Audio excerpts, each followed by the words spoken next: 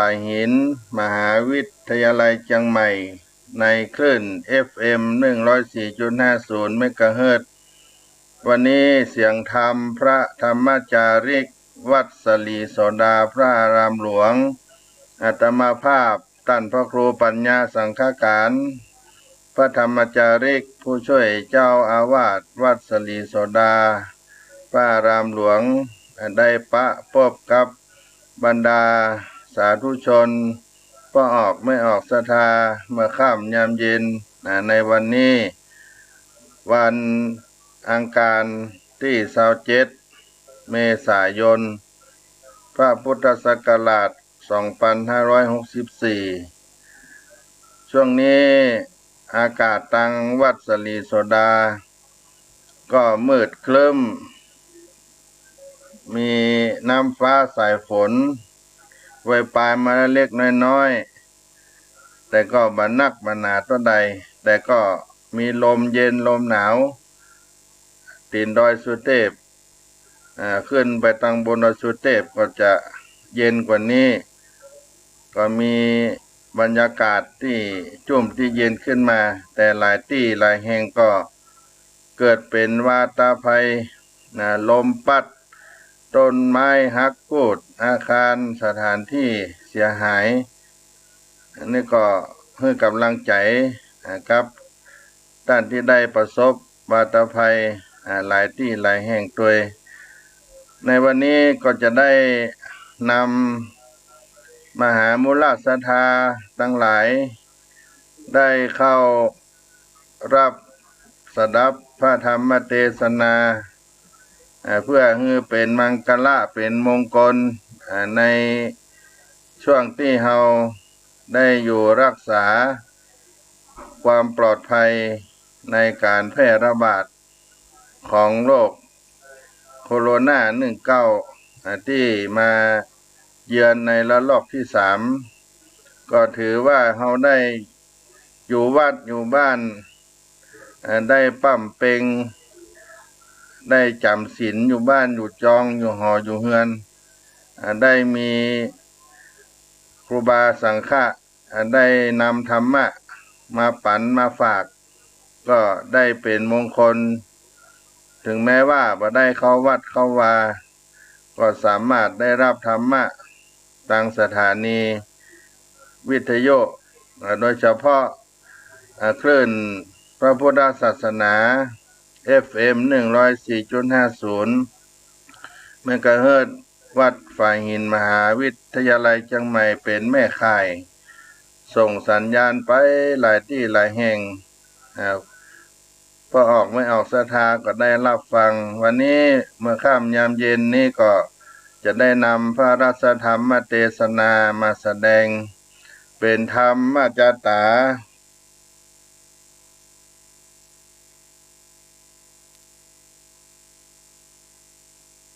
คนเกิดปีไก่ปีกุลปีจ้าง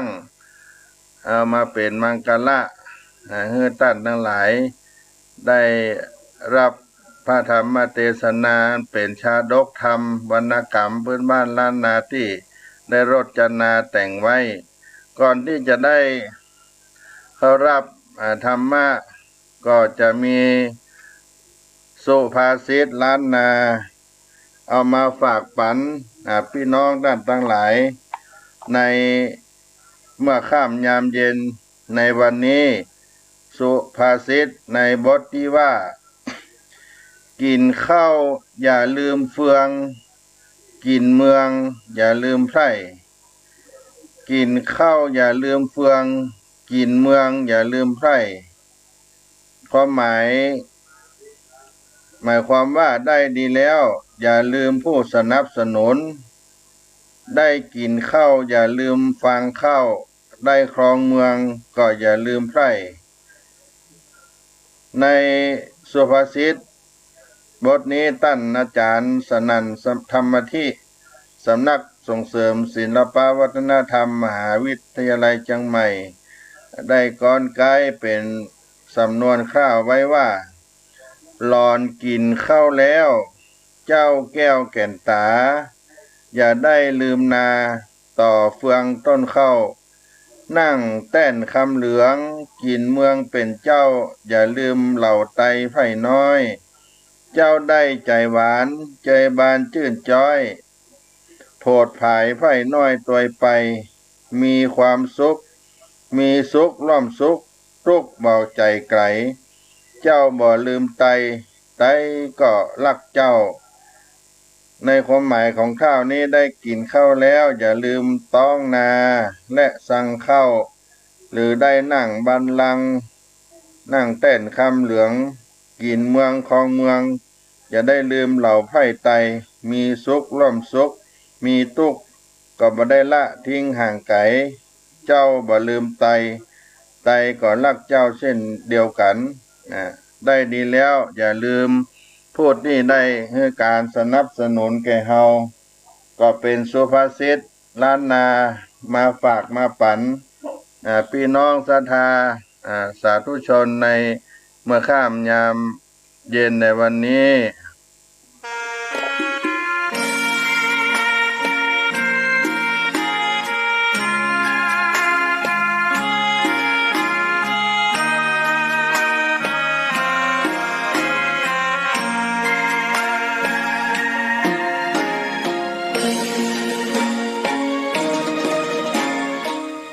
ต่อไปก็จะเชิญศรัทธาสาธุชนพุทธบริษัททั้งหลาย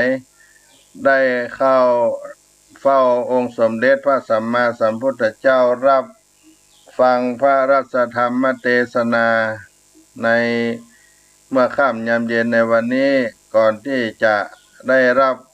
ฟังพระธรรมเทศนาวรรณกรรมชาดกธรรมล้านนาก็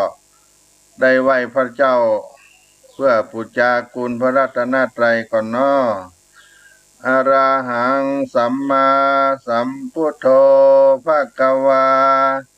พุทธังภะคะวันตังอภิวาเทมิสวาขาโตภะคะวะตาธัมโม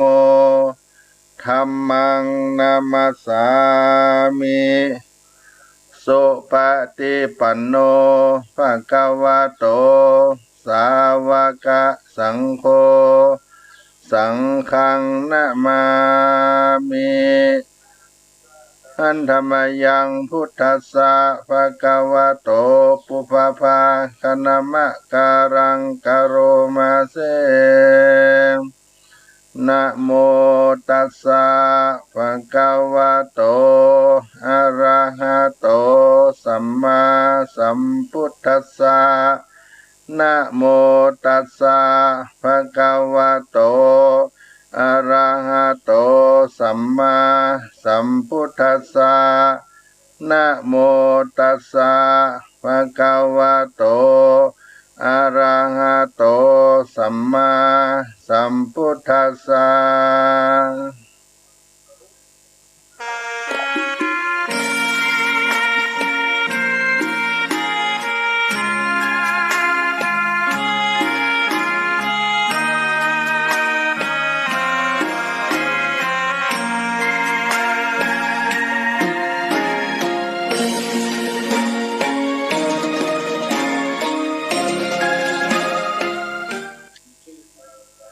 โยโว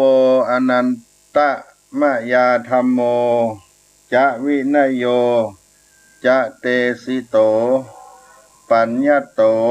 โสโวมะมัจจะเยนะสถาอานนท์ธรรมและวินัยใดที่เราแสดงแล้วบัญญัติแล้วแก่ท่านทั้งหลายโดยการล่วงไปแห่งเราธรรมและวินัยนั้นย่อมเป็นศาสดาของท่านทั้งหลายขอเชิญศรัทธาสาธุชนได้สดับรับฟังพระราชธรรมเทศนาเรื่องเจ้าสุตโสมเจ้าสุตโสมจาดกเป็นวรรณกรรมที่ได้รจนาเป็นภาษาพื้นเมืองเหนือล้านนาณโอกาสนี้เนอสหังปฏิมหาพร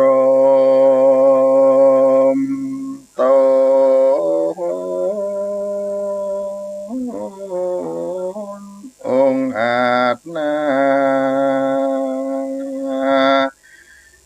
จียนจากฟ้าพิมานมีผู้ขาน้อยขับยออัญจุลีปนมนบน้อมไว้กับบังกมขอ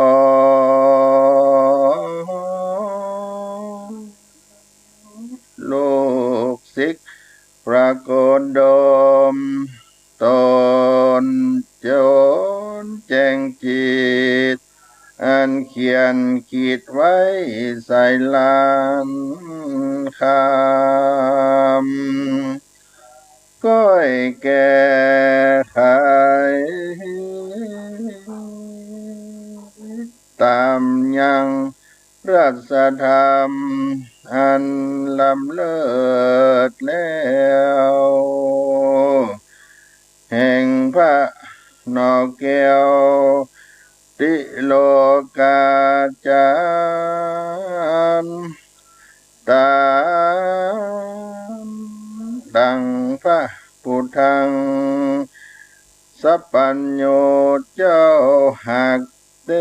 ศนามา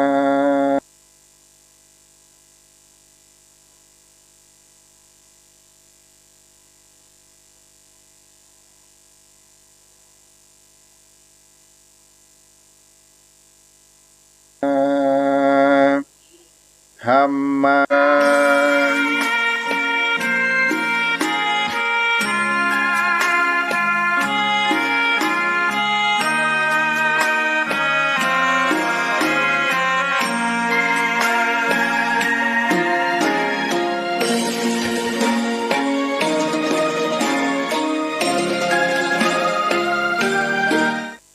นะโม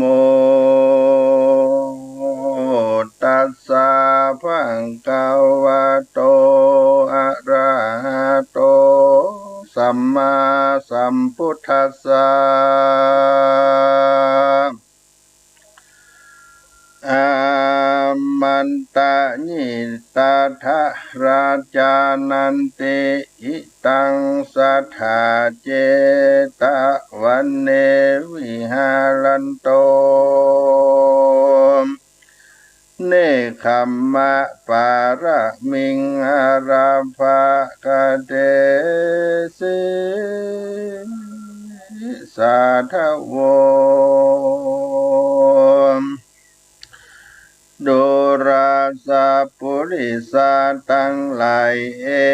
กัสสมิงสมัญเยในกาละคาบหนึ่งพระพุทธเจ้าก็สถิตอยู่สำราญในป่าเจตวันนารามแห่งนายอนาถาปิณฑิกัสสะมหาเศรษฐี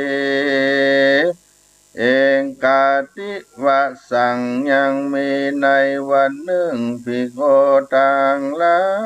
ยก็มาพร้อมกันอยู่ในโรงธรรมสภา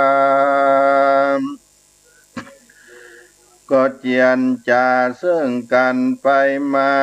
ซึ่งพระพุทธเจ้านี้ออกบวชเพื่อใครโพธิสัตว์โลกทั้งมวลก็มีแล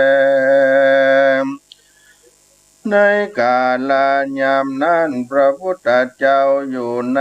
กันทกุฎีก็ได้ยินกรรมอันภิกขุทั้งหลายเจรจากันโดยญาณวิธี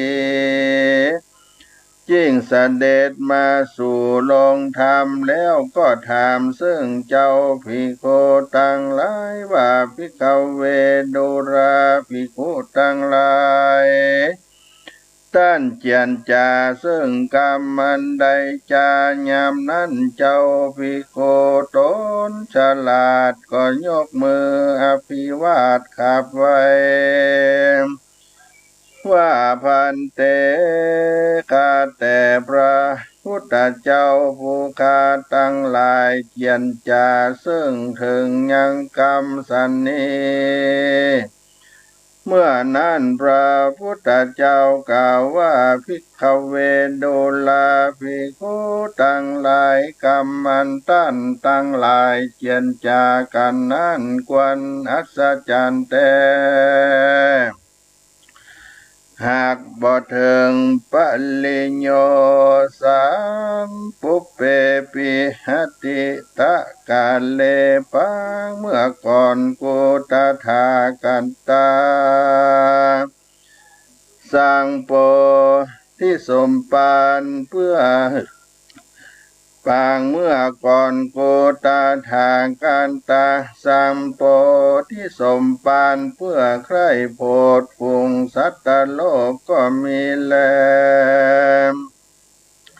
พระพุทธเจ้ากล่าวเต้านั้นแล้วก็ทะลงตุมหิภาวะอยู่บ่อปากก็มีแลเมื่อนั้นเจ้าภิกขุตนฉลาดก็ย่อมืออภิวาทวันตาจริงไว้สาขอเอายังอติตากาละยาตากะปังก่อนก็มีแลพระสัพพัญโญพระพุทธเจ้าจริงเตสนาว่าภิกขเวโดราภิกขุทั้งหลายในกาละล่วงพ้นไปนานยังมีเมืองอันหนึ่งชื่อว่าสุทัสสนปุรี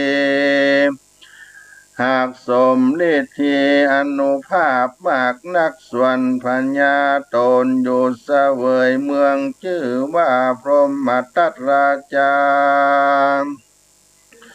ส่วนนางเทวีมีชื่อว่านางวิมาลาดังอันโพธิสัตโตยามนั้นหนอโพ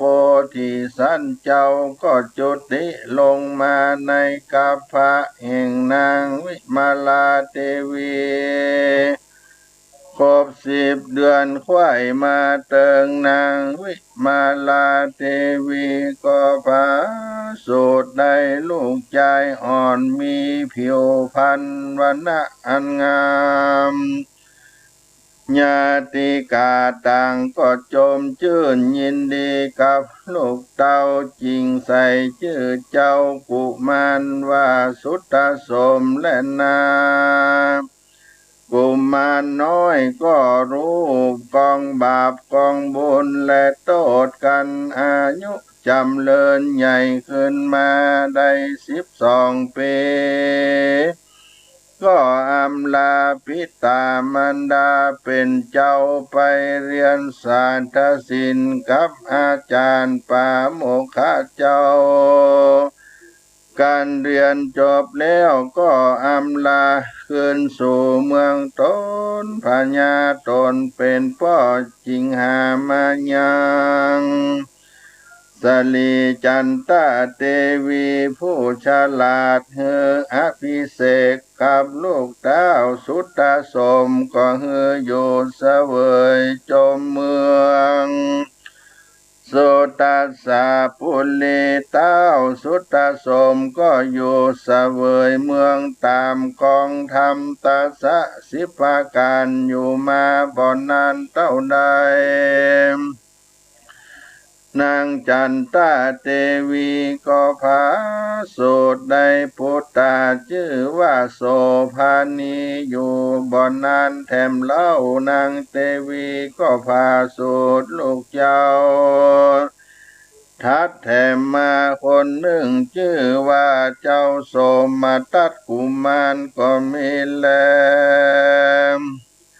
ตะโตนทัดนั้นไปนาพญาสุตตสมก็พิจารณาต่ออนิจจการอันหันโทษในวัฏสงสารเต้าบ่อะไรยังราชสมบัติสักอันก็มีใจเบื่อหน่ายอิ่มกายในสงสารจึงมีราชองค์การ หามายังจ้างตัดผมกันว่ามึงหันยังผมหัวกูงอกแล้วมึงจุ้งบอกแกกูเต้าพ่องเติมยามเมื่อจ้างตัดผมพัญญาสุตตสมอยู่นั่นก็หันผมเส้นหนึ่งแห่งพัญญาเจ้างอกข่าวจริงไว้บอกเงรู้จุพังการพระญาเจ้าจริงเอาแหนบคำกีบออกมาหันก่อนเตอกันเจ้าใดผมบนหัวแห่งตนงอกแล้ว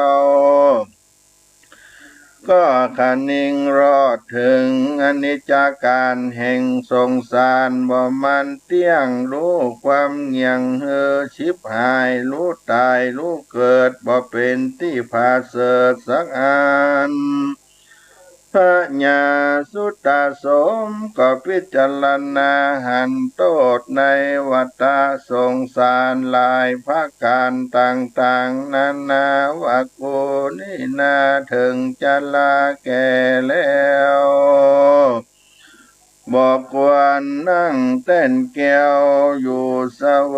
ยเมืองจึงเข้าไปจากกับด้วยราชเทวีแห่งตนวโดรานังเทวีกุปินี้แก่เท่าจัลลามากนักจึงขอสั่งอำลานางไปบวชเป็นลาสีก่อนเตอนางยาโศกาโศกเศร้าจุ้งอยู่กับพุทธาลูกเต้าและราชปิตามารดา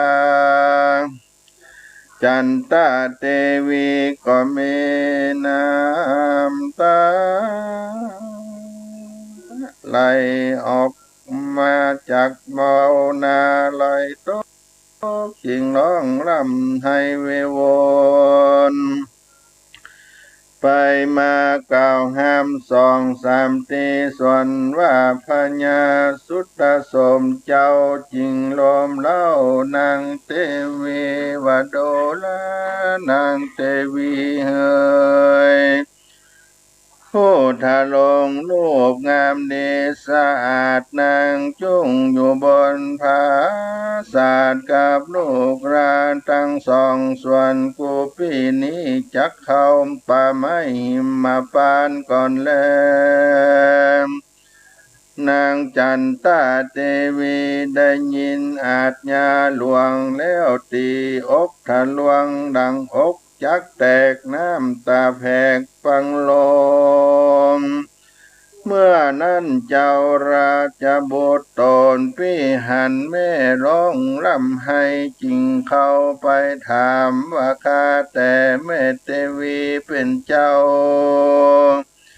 แม่ออกไทยล่ำให้เหตุสันใดเมื่อนั้นนางพญาตนแม่จริงกล่าวแก่ตามมีวัดโดราโสภานีลูกรักแม่เฮยบัดนี้พ่อแม่แห่งเจ้าจักหนีออกไปบวชว่าจักละเราสามคนอยู่ในเมืองวานแลส่วนเจ้าโสภานีได้ยินแม่เทวีกล่าวดังนั้นแล้วก็รีบเปลี่ยวปันไปไวพญาตนพ่อก็ร้องให้ต่อเจียนจาว่าข้าแต่พระปิตาพ่อปัญญาเป็นเจ้าดังเลือพ่อเป็นเจ้าบ่อยู่เสวยเมืองพ่อบ่อินโดลูกเต้าและแม่เทวีและเลิ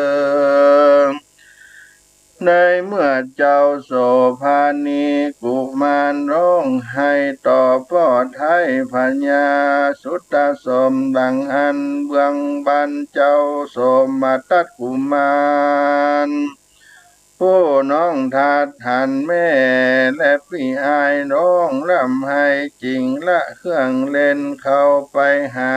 ว่าข้าแต่แม่เทวีเป็นเจ้า มาโศกาล่ำให้เหตุสันใดจา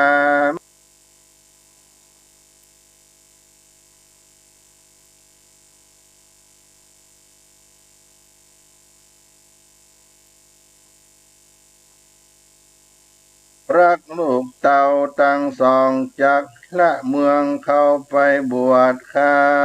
ลูกโสดของห้ามพ่อปัญญากันว่าเจ้ากล่าวแล้วก็ขึ้นนั่งตักพ่อตนแก้วแล้วกอดคอพ่อเงือมันบอกวังว่าข้าแต่พ่อปัญญาเอ้ยเป็นเจ้าในเมื่อแม่ข้าให้ปันเววากับพระเสถาตนพี่ให้หอดหิวกายดังเลือพ่อบาภายผานีดังอันจามป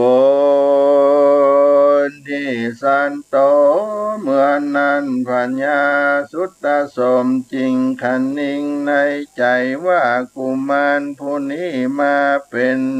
นามันห่วงเหนียวเป็นดังบ่วงก้องผูกคอกูนี้อินโดใจน้อยเจ้าจริงเรียกแม่นมเข้ามาไกลว่ามึงจุงเอาแหวนตำลงนี้แขวนคอเจ้าสมมาตัดกุมารอย่าเฮือลูกกูควันอ่อนหนึ่งทารามส่วนเจ้ากุมารบ่มีใจรักตำลงสักหน่อยเต้าก็กอดคอพ่อปิตาบ่ห่างหันแลมหาสัจเจ้าจริงออกอุบายเฮือลูกตนไปเอี่ยวเล่นว่าเราจะไปดูเครื่องเล่นนานาก่อนเติมเมื่อนั้นสมตัดกุมารมีใจจื่นบานจริงวางคอพ่อพัญญาเป็นเจ้าไปกับแม่นมก็มีแลตาในกาลานยามนั้นนางกัญญา60,000ห้องได้ยินพระญาสุตตสมจักนีออกบวชเขาก็แก้นกั้งก็มาร้องร่ำไห้ปนเวตนาส่วนปัญญาสุตตสมหันเข้ามาแวดล้อมร่ำให้หัวใจแห่งเจ้าก็มาหวันไหวลั่นไปมาเหมือนดังใบไม้อันลมมาพัดตีนั่นแลเจ้าจริงลมเล่านางตั้งหลายว่าขออยู่ดีมีสุขเรานี่นายสงสารหันหนทางไปสู่จริงจักออกไปอยู่บวชในป่าไม้แลนนาส่วนนางกัญญา60,000ห้องเขาก็ตมมาหน้าไปไว้พระราชมาตาออกด้วยอาการตามมีจุปาการแลยามนั้นนางจันตาเทวีตนแม่จริงไปห้ามพัญญาสุตตสมตนเป็นลูกว่าขอลูกแก้วแก่นไทยอย่าได้ไปจุงจำเริญ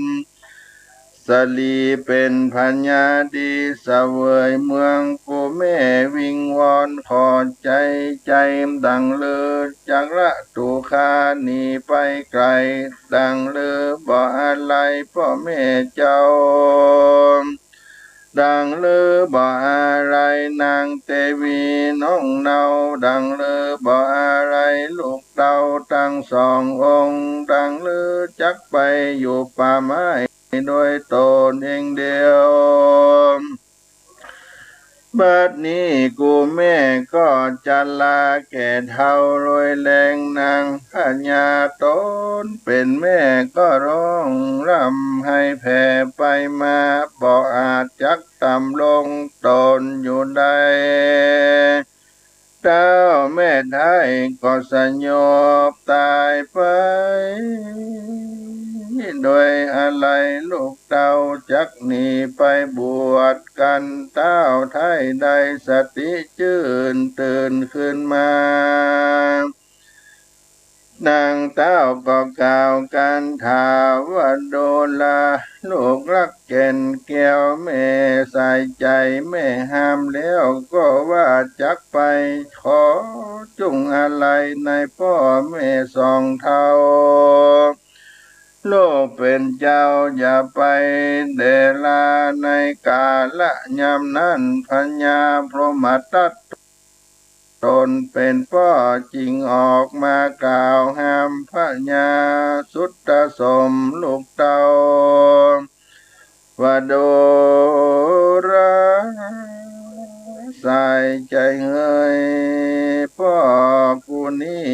ยินเครื่องโศกเศร้าอันเจ้าจักหนีไปบวชเป็นจริงจักหนีปิตามารดาละลูกเต้าเมียแปลงและตั้งเสนาโยทหารมากกวงหลวงลายละตั้งนางนาสนมกัญญาส่วนตนป้อนนี้นาก็จะลาแก่เท่าลอยแรงเปียที่แผงพับตนบ่อาจจักรักษาปนไผ่ใดเต้ามีแต่โลกไทยตนเดียวขอเจ้าจงฟังคำป้อเตือนตามสุดตัวมหาสัตโตมหาสัตเจ้าได้ยินคำพ่อมากล่าวห้ามเจียนจาจริงไว้พระพิตาตนพ่อว่าข้า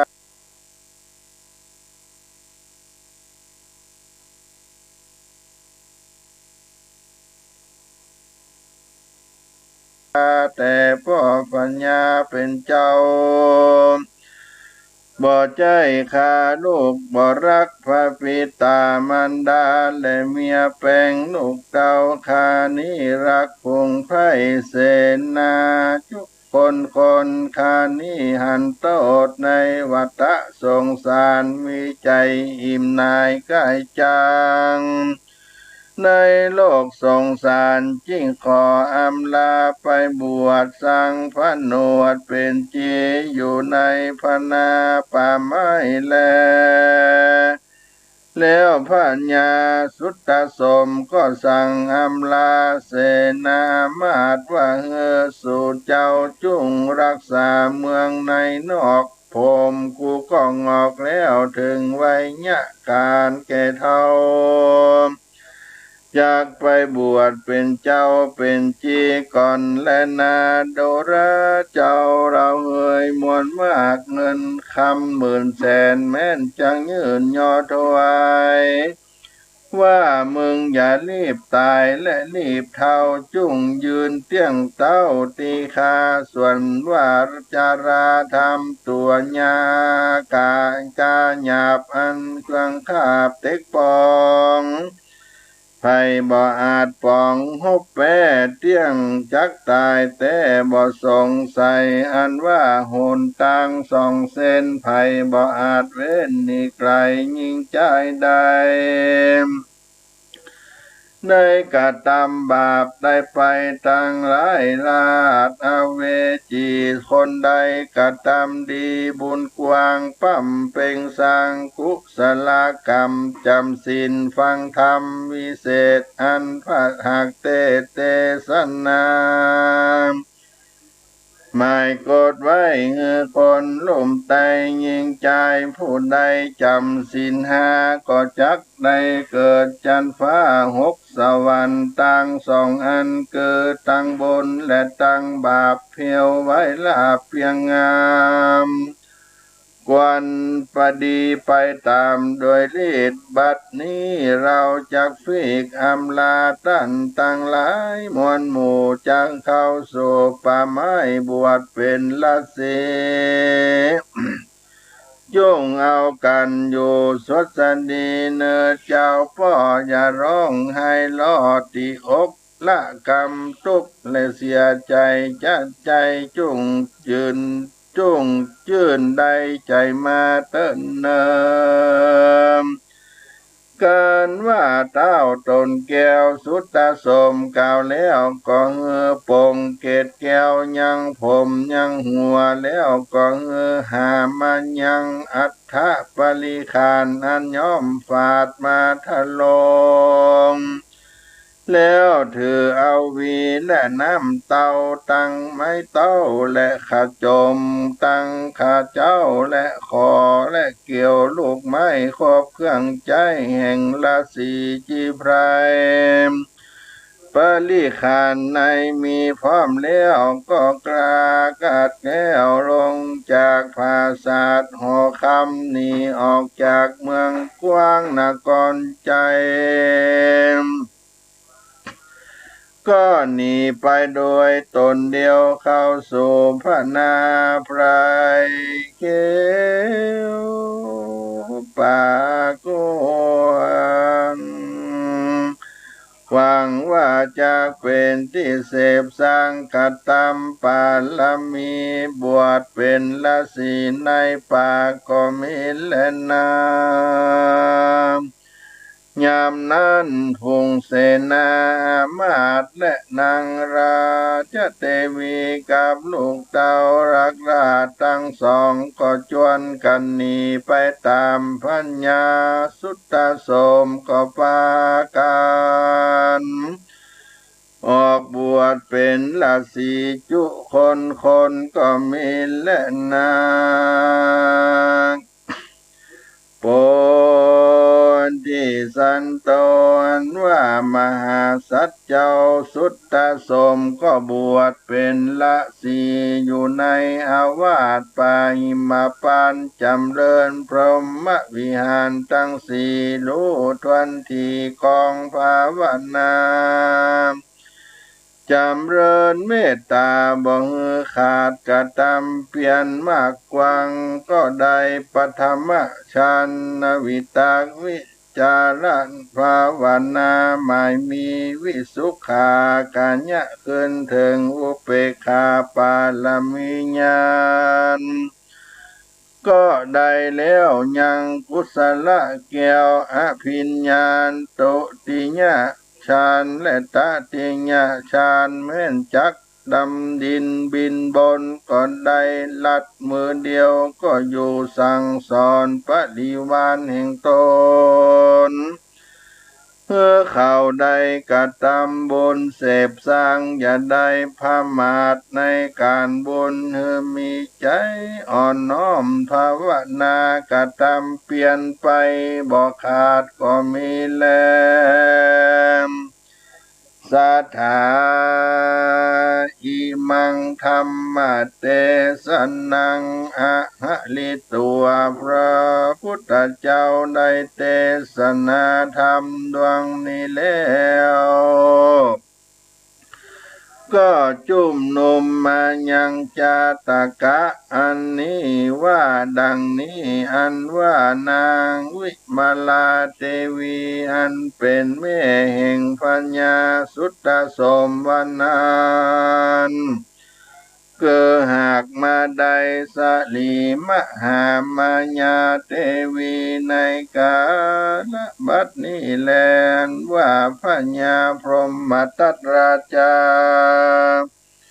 หากมาได้ปัญญาสลีสุโธธนาตนเป็นพ่อแห่งปูพัตถากตาในกาลบัดนี้แลนางจันตเทวีอันเคยร่วมข้างพัญญาสุตตโสมวันนั้นก็หากมาได้ยังยะโสธารามปิมปานางงามแง่ตนเป็นแม่เจ้าราหุลเทนในกาลบัดนี้แลส่วนเจ้าราชบุตรตนพี่ชื่อโสภานีวันนั้นคือหากมาได้มหาสารีบุตรเห็นเจ้าในกาลบัดนี้แลอันว่าราชบุตรตน น้องเนาผู้ชื่อว่าโสมาตัดกุมารวันนั้นคือหากมาได้มหาอนันตะเถนเจ้าในกาลบัดนี้แลอันว่าแม่นมผู้ฉลาดเรียกเจ้าสมมาตัดกุมาร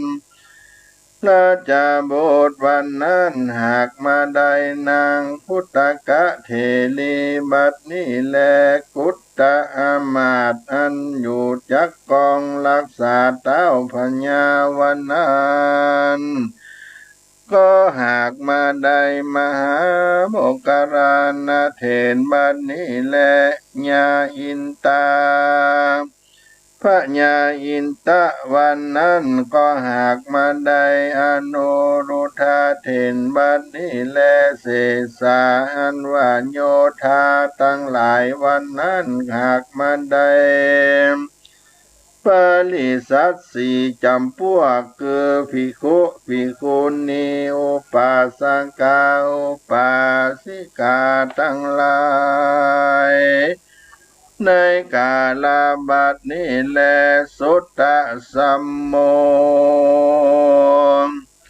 อันว่ามหาสัจเจ้าตนชื่อว่าปัญญาสุตตะสมวันนั้นบ่ใจ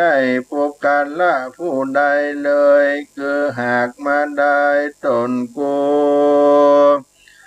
ปันตาทากาตานเป็นติจังติเพิ่งแก่โลกตั้งสามในกาลบัดนี้แลนาตุมเหภาวันตาสุตันตั้งหลายได้ฟังรัศธรรมเทศนาดวงผ่านเพวธรรมเทศนาเลิศแล้วนี้จุงจำชื่อไว้แล้วจวนกันปั้มเป่งปาลมีไปใจก็เที่ยงจังใดหันพระเจ้าฟ้าสลีอริยเมตไตรเจ้าตนจักลงมาเป็นพระพุทธเจ้าในโลกไปนานั้นบ่อยาจะเล่นนาเยจนาอันว่าปุกกะละยิ่งใจตั้งหลายฝงใดได้เกิดมาปีไกลงโดยจ้างธาตุน้ำปังก่อนนั้นได้เกิดมาร่วมชาติเจ้าสุตตะสมกะทำบุญหนุนมาหลายชาติตายเกิดในวัฏสงสารไปลุนมาได้เอาตนไปพระโจธาตุเจ้าโดยตรงแล้วย้ายค่ายตนไปอยู่ในดอกบัวอันมียักษ์อยู่เฝ้ารักษาจึงได้เจียนจาปฏิญาณแก่ยักษ์ว่าดูกันลายักษ์อันว่าข้ามาอยู่ที่นี่ก็เป็นอันนานชลัมข้าก็กลัวเปียที่ข้ามมาบังเกิดตน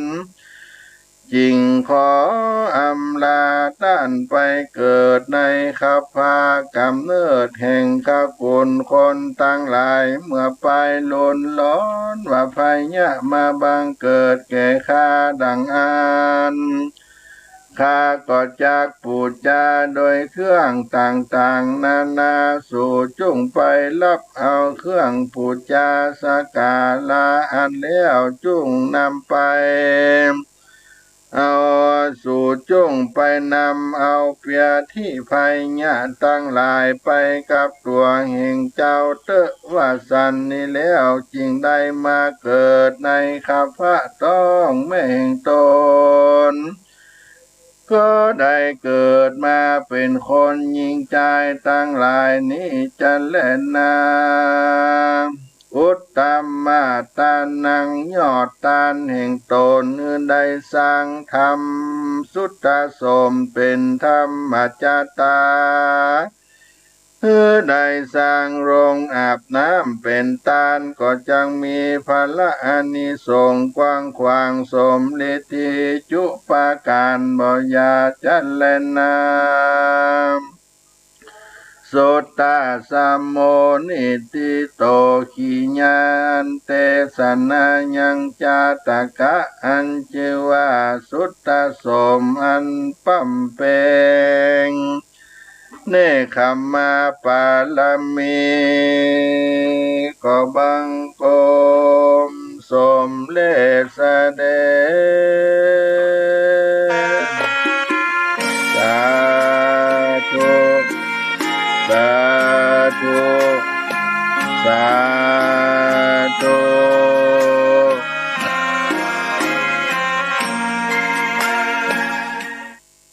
มหามุลสทาสาธุชนพุทธบริษัททั้งหลายก็ได้สดับรับฟัง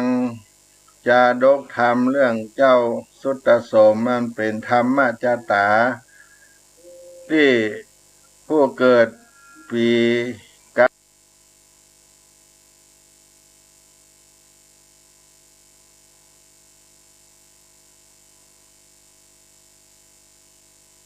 ่ปีจ้างได้เทศนาธรรมไปจบลงไปนั้นใน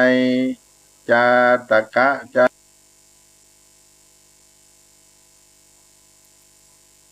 อาคารสำเร็จ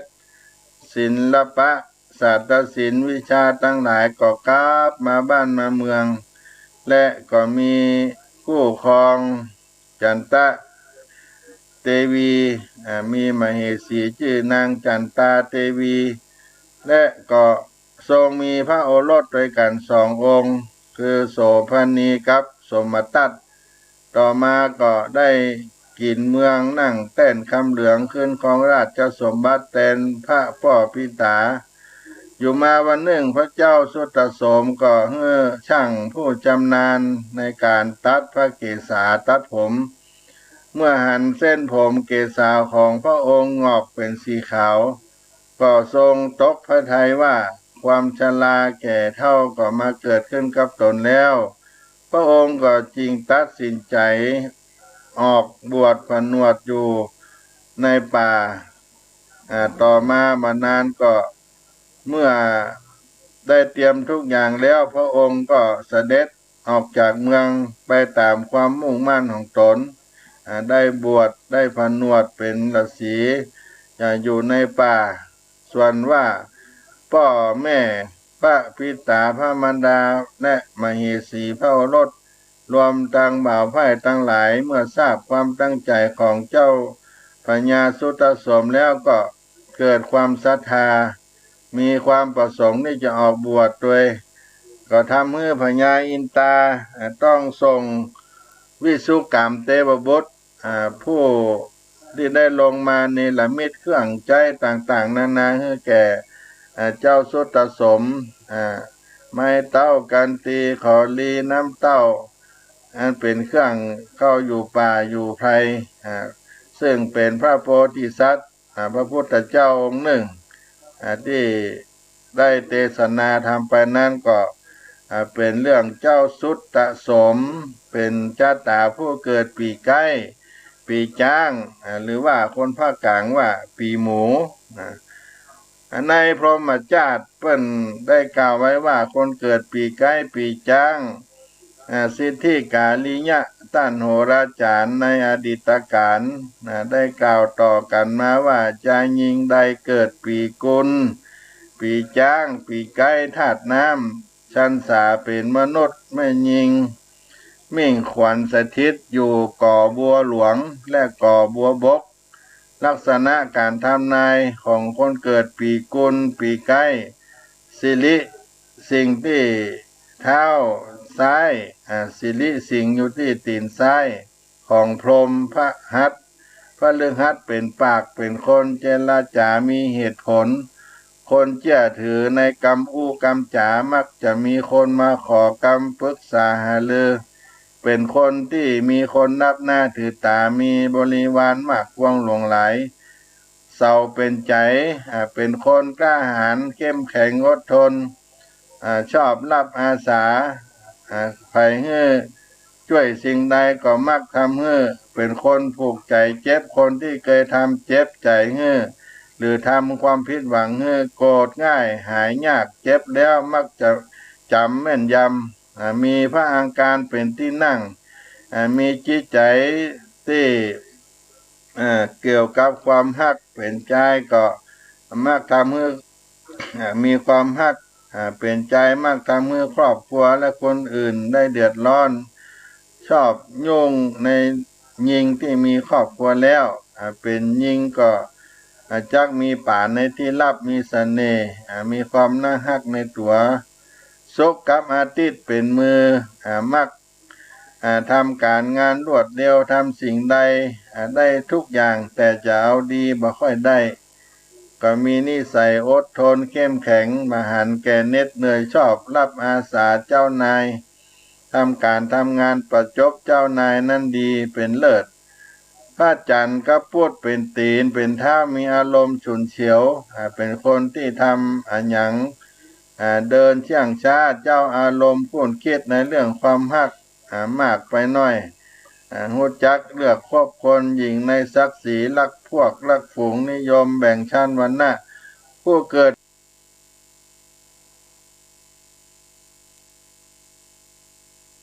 ปีกุลปีใกล้ปีจ้างถ้าเกิดเวลากลางวันจะอยู่ดีมีความสุขสบายบ่เดือดร้อนอยู่อาศัยมีความสงบสุขหากเกิดเวลากลางคืนมักจะมีความรักในเรื่องกามารมณ์ผู้เกิดปีนี้ควรเอาดอกบัวหลวงบูชาพระในวันเกิด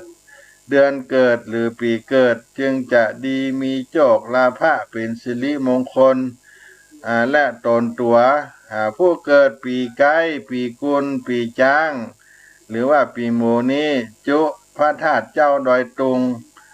ลงด้วยธาตุน้ำแต่เก้าหัวตีนนั้นได้ไปอยู่กับดอกบัวเขียวอันมียักษ์อยู่เฝ้ารักษาได้ฟู่อู้จากันว่าดูลายักษ์คะกูนี่จักไปอยู่กับมึงบ่ได้แลหลอนว่าเปียที่โลกามาบังเกิดกับกูจริงขอลามึงไปก่อนเตอะกูจะไปเอากำเนิดในคนทั้งหลายแล้วก็เมื่อไปลนหลอนว่าพญาที่โลกามาบังเกิดสันใดกูก็จักแสวงหามายังเครื่องปูจาสักการะแก่มึงจะแลว่าอันแล้วก็ได้เอาตนมาปฏิสนธิในข้าพระแม่แห่งตนก็ได้เกิดมาเป็นคนยิงใจตั้งหลายนี่แหละ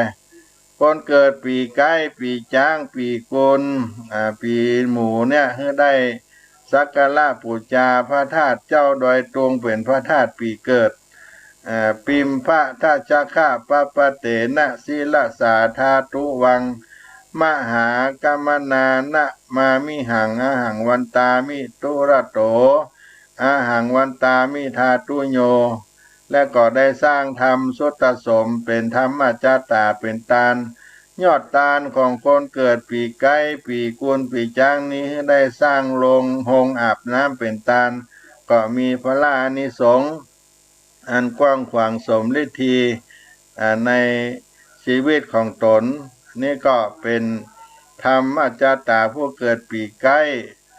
ธาตุน้ำสิริตกอยู่ที่ตีนซ้ายของพรหมพระหัตถ์เป็นปากเป็นคนอู้จามีเหตุมีผล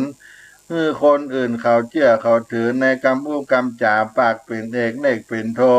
พระเสาเป็นใจเป็นคนใจอ่อนมักเชื่อคนง่ายมีเมตตา